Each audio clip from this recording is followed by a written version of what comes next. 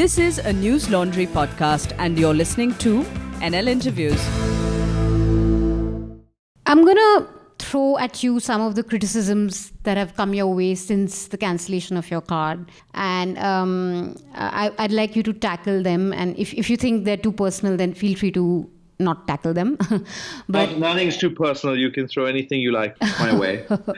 So I tweeted one of your article that you wrote in the Time right after the cancellation, and I think you mentioned in that you've always viewed your mother as your sole legal guardian, and it's her identity that you took after. And I got some responses to that saying that if that is so, why is he Taseer?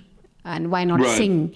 So do you want to tackle that? Why did you? Yeah, sure. I mean, firstly, kind of an odd thing to say because who chooses their own name? So let's say right in the beginning that it was my mother who gave me that name. My sense was that she gave it to me to protect me because it was bad enough to not have a father.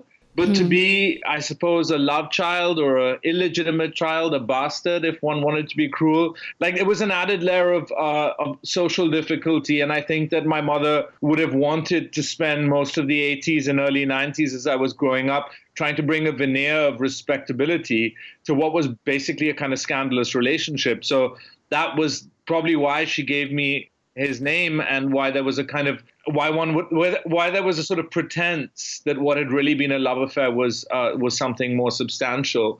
But again, I mean, and then after a while, your name is your name. It just feels odd at 18 to give up your name. Yeah. But that was the reason.